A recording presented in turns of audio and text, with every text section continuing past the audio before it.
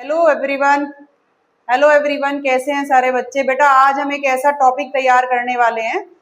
ये class 12th का magnetic field find out करने का फॉर्मूला है। आपने डेरिवेशन किया होगा, बट जब आप न्यूमेरिकल करते हैं तो इतने सारे डाउट आते हैं आपको कि हम न्यूमेरिकल पता ही नहीं चलता कि कौन से डेरिवेशन का है। जैसे ही न्यूमेरिकल आ जाए और आपको सर्कुलर करंट लूप आ जाए तो आपको क्या करना है कि आपको पता है कि magnetic field at the centre of circular loop का फॉर्मूला क्या है। डायरेक्टली आपको पता है कि करंट गिवन होता है और रेडियस गिवन होती है, तो आप डायरेक्टली क्या करते हैं, B at centre mu naught I upon 2r कर देते हैं। तो आपको डायरेक्टली फॉर्मूला अप्लाई करना है mu naught I upon 2r।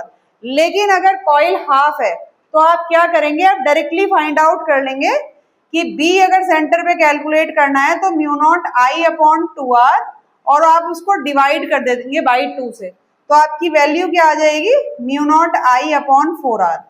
Directly आपको याद रखना बहुत मुश्किल है कि आप ये याद रख ले कि हाफ कॉइल का क्या है, 1/4 कॉइल है तो क्या है, तो आपको वो याद नहीं रखना। आपको सिर्फ एक फॉर्मूला याद रखना है कि सेंटर पे मैग्नेटिक फील्ड कितना होता है।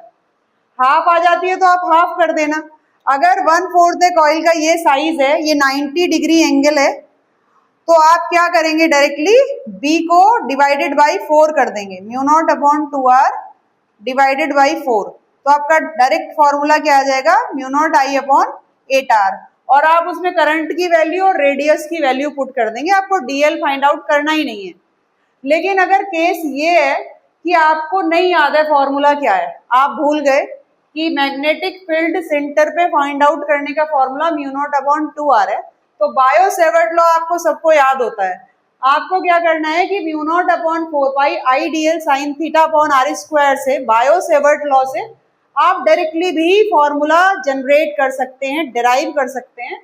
उसके लिए आपको ये पता है कि theta angle between D L vector and R vector है, तो बेटा डी एल और आर वेक्टर के बीच में हम एंगल फाइंड आउट कर लेते हैं कि डी एल वेक्टर, अगर हम इस पॉइंट पे देखेंगे ये डी एल वेक्टर है और r ये डिस्टेंस है, तो इनके बीच में एंगल कितना है, 90 डिग्री। आप किसी भी केस में देख लें कि dl वेक्टर और r के बीच में एंगल क्या है, 90 डिग्री। तो आपको डायरेक्टली आप थीटा 90 डिग्री पुट कर देना है, आपको कुछ नहीं सोचना है। मोस्टली जितने क्वेश्चन आएंगे वहां थीटा 90 डिग्री है, तो b का आपके पास फॉर्मूला आ जाएगा mu naught upon 4 pi I D L upon R square. Clear, ये सबको पता है। उसके बाद न्यूमेरिकल में आपको करंट डायरेक्टली गिवन होगा, रेडियस सर्किल की गिवन होगी, आपको चाहिए डीएल। तो बेटा अगर कॉइल कंप्लीट है, कंप्लीट सर्किल है, उन्होंने कहा है सर्कुलर कॉइल है, तो आप क्या करेंगे, डीएल डायरेक्टली 2 पाई आर ले लेंगे। 2 पाई आर क्या है, सरकमफेरेंस, तो 2 पाई आर क्या है, सरकमफेरेंस, सरकमफेरेंस ऑफ सर्किल। तो सर्कुलर कॉइल की सर्कमफेरेंस 2 पाई आर है, आप डायरेक्टली पुट करेंगे 2 पाई आर इस फॉर्मूले में। तो यहां से आप mu naught upon 4 pi I into 2 pi are upon R square, R से आर कैंसिल हो जाएगा, 2 पाई इंटू 2 4 पाई, तो आपका फॉर्मूला आ जाएगा mu naught I upon 2r। देखो आ गया फॉर्मूला, ऐसे कैसे, B at centre mu naught I upon 2r। अगर सेकेंड केस आपका है कि कॉइल हाफ है,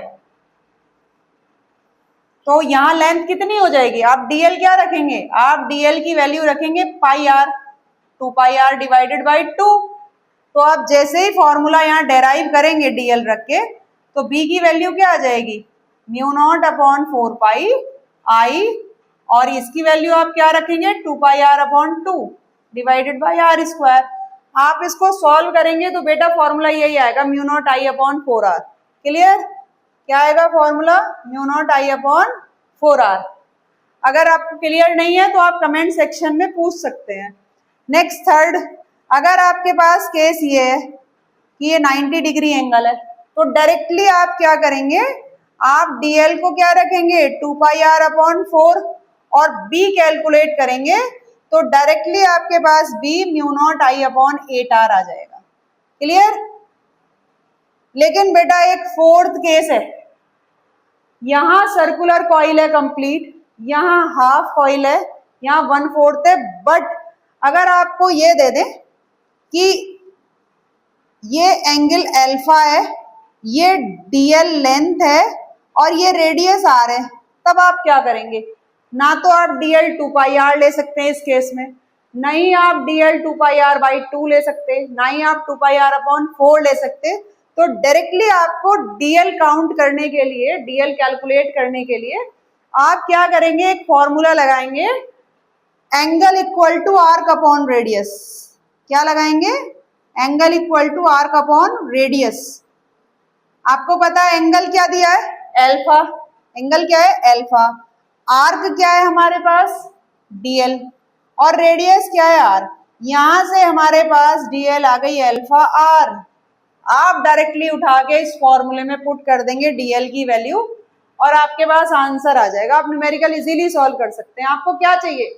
i गिवन है, r गिवन है, हमें dl चाहिए और dl हमने फाइंड आउट कर ली इस फॉर्मूले से, angle equal to arc upon radius. इसके अलावा बेटा सर्कुलर कॉइल से कोई क्वेश्चन नहीं आएगा।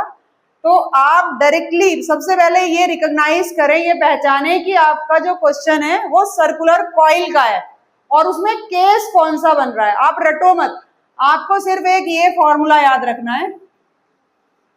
अगर आपको डायरेक्टली ये फॉर्मूला याद नहीं रहा कि सेंटर पे mu naught I upon 2r है, कभी कभी कंफ्यूजन हो जाता है कि mu naught I upon 2r था या mu naught I upon 4r था, तो आप यहां से कैलकुलेट कर लो, क्योंकि सरकमफ्रेंस 2 पाई r होती है, ये कंफ्यूजन कभी नहीं होगा। सबको पता होता है कि सरकमफ्रेंस जो है सर्किल की वो 2 पाई r है, तो ये डाउट कभी नहीं आएगा, ये फॉर्मूला कभी नहीं भूलेंगे। इसमें डाउट आ सकता है कि mu naught I upon 2r था या 4r था। तो अगर आपको डायरेक्टली कभी कंफ्यूजन हो जाए, याद ना रहे, तो आप इस मेथड के थ्रू न्यूमेरिकल सॉल्व कर सकते हैं। Thank you everyone.